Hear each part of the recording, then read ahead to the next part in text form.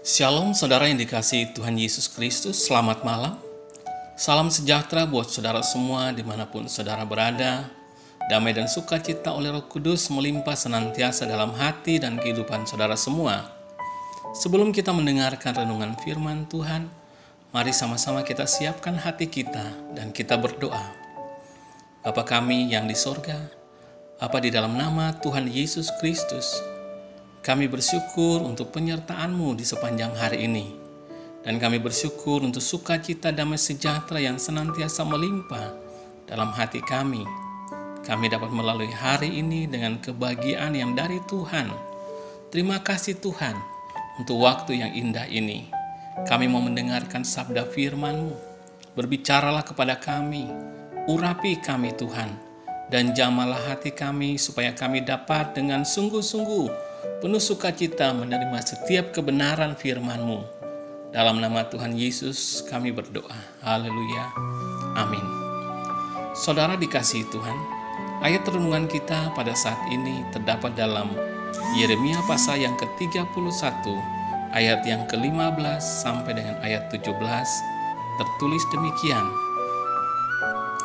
Beginilah firman Tuhan, dengar, di Rama terdengar ratapan, tangisan yang pahit pedih.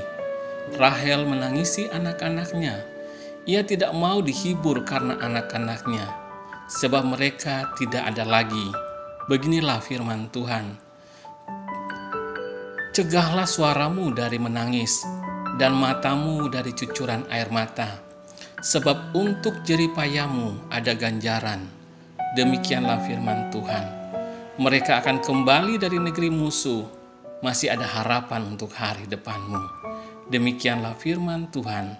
Anak-anak akan kembali ke daerah mereka.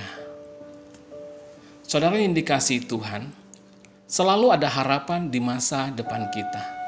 Karena janji dan rencana Tuhan yang tersedia atas setiap kita umatnya. Dalam ayat ini saudara, kita membaca mengenai Rahel yang menangis di Rama. Rahel adalah salah satu istri daripada Yakub, ibu dari Yusuf dan Benjamin. Rahel di dalam ayat ini melambangkan Israel yang menangisi anak-anaknya, yaitu penduduknya yang dibawa ke pembuangan sebagai tawanan. Kota Rama adalah sebuah kota kecil di utara Yerusalem, dan kemungkinan pada waktu itu menjadi tempat orang-orang Israel ditawan sebelum mereka dibawa ke Babel. Ayat ini saudara nampaknya menyeratkan kesedihan. Namun di dalam ayat ini juga sekaligus terdapat harapan. Penghukuman karena dosa tidak selamanya berlaku atas umat Tuhan. Penderitaan dan kesulitan akan berlalu dan diganti dengan sukacita dan harapan.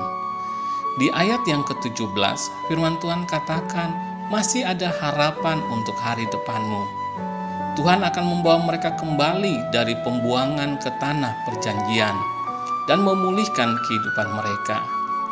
Saudara yang dikasihi Tuhan, konteks ayat-ayat yang baru kita baca dan dengar merupakan nubuatan Nabi Yeremia atas bangsa Israel. Oleh perintah Tuhan, Yeremia menubuatkan bahwa mereka akan ditawan oleh bangsa Babel. Oleh karena mereka tidak mau bertobat dari dosa-dosa mereka. Namun saudara, Tuhan tidak akan membiarkan mereka untuk selamanya ada dalam pembuangan. Oleh karena kasih Tuhan dan kesetiaan Tuhan kepada janjinya.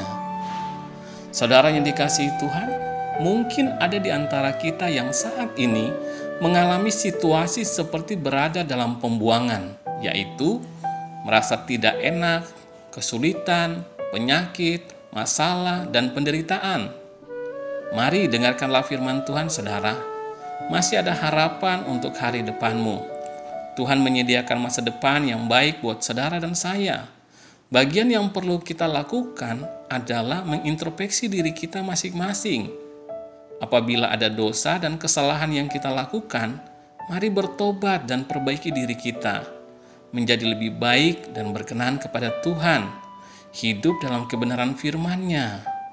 Di dalam kitab 1 Yohanes pasal 1 ayat yang ke-9 dikatakan, jika kita mengaku dosa kita, maka Ia adalah setia dan adil, sehingga Ia akan mengampuni segala dosa kita dan menyucikan kita dari segala kejahatan. Saudara yang dikasihi Tuhan, kalau kesulitan atau masalah yang kita alami bukan disebabkan oleh dosa, melainkan merupakan satu ujian iman untuk memproses kita, maka tetaplah setia dan percaya bahwa Tuhan menyediakan masa depan yang baik buat kita. Tuhan menyediakan pertolongan dan senantiasa menopang kehidupan saudara dan saya. Ingatlah senantiasa saudara, bahwa Tuhan turut bekerja dalam segala sesuatu untuk mendatangkan kebaikan bagi kita. Di balik setiap masalah ada berkat dan kemuliaan Tuhan. Dalam kitab Mazmur pasal yang ke-55 ayat yang ke-23 dikatakan, serahkanlah khawatirmu kepada Tuhan, maka Ia akan memelihara engkau. Tidak untuk selama-lamanya dibiarkan orang benar itu goyah. Saudara yang dikasihi Tuhan, malam hari ini mari kita sadari rencana Tuhan bagi kita adalah rencana yang baik, yaitu untuk memberi hari depan yang penuh dengan harapan. Dalam keadaan yang kita jalani saat ini, tetaplah setia dan tetap percaya. Hari esok lebih baik dari hari ini. Hari lusa lebih baik dari hari esok. Dan masa yang akan datang akan jauh lebih baik. Oleh karena Tuhan punya rencana yang indah bagi setiap kita. Kitab Amsal pasal yang ke-23 ayat yang ke-18 mengatakan, karena masa depan sungguh ada, dan harapanmu tidak akan hilang.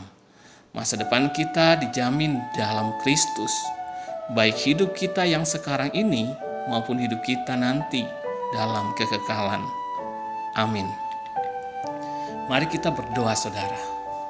Bapa kami yang di sorga, Bapa di dalam nama Tuhan Yesus, kami mengucap syukur untuk firman-Mu ya Tuhan, yang sudah kami dengar pada saat ini, yang meneguhkan kami, yang kembali mengingatkan kami bahwa Engkau punya rencana yang baik untuk hari depan kami. Firman-Mu berkata bahwa masa depan sungguh ada dan harapan-Mu tidak akan hilang. Kami sungguh percaya Tuhan, Engkau punya rencana yang baik bagi kami di bumi ini dan di sorga. Engkau telah mati bagi kami, menebus dan membebaskan kami dari penghukuman akibat dosa, dan Engkau memberikan kepada kami kehidupan yang kekal. Selama perjalanan kami hidup di bumi ini, Tuhan memelihara kami. Engkau yang memegang tangan kami dan menuntun kami dari kemenangan kepada kemenangan. Terima kasih Tuhan, ajar kami untuk selalu percaya dan setia kepadamu, dan bentuk kami senantiasa Tuhan, untuk menjadi anak-anak-Mu yang senantiasa taat dan hidup dalam kebenaran-Mu, meninggalkan segala dosa dan kejahatan, dan tunduk serta berserah kepada pimpinan Tuhan. Terima kasih ya Tuhan, berkatilah kami Tuhan di sepanjang malam hari ini. Lindungi kami dengan kuat kuasa-Mu, berikan kami tidur yang nyenyak, dan bangunkan kami kembali besok pagi dengan kekuatan yang baru dan tubuh yang sehat diberkati Tuhan, untuk kami pakai melayani dan memuliakan nama Tuhan. Kami berdoa untuk yang sedang mengalami sakit, agar Tuhan Engkau menjamah dan menyembuhkan setiap kami. Berikanlah kekuatan-Mu ya Tuhan, di dalam kami yang lemah, Engkau Tuhan kuatkan, yang putus asa Tuhan bangkitkan kembali, dan berikan semangat yang baru, serta iman dan pengharapan di dalam Tuhan. Terima kasih Tuhan, bagi yang mengalami masalah dan persoalan kami berdoa, agar Tuhan Engkau memberi jalan keluar dan pertolongan yang ajaib, yang daripada-Mu. Terima kasih Tuhan, kami bersyukur, dan kami serahkan semuanya ke dalam tangan-Mu. Dalam nama Tuhan Yesus Kristus kami berdoa dan mengucap syukur. Haleluya. Amin. Puji Tuhan, saudara yang dikasihi Tuhan, saya percaya bahwa firman Tuhan menjadi berkat dan kekuatan buat saudara semua, dan Roh Kudus akan menolong saudara untuk lebih lagi memahami kebenaran firman Tuhan. Tuhan Yesus memberkati saudara semua. Selamat malam dan sampai jumpa dalam renungan yang berikutnya. Haleluya. Amin.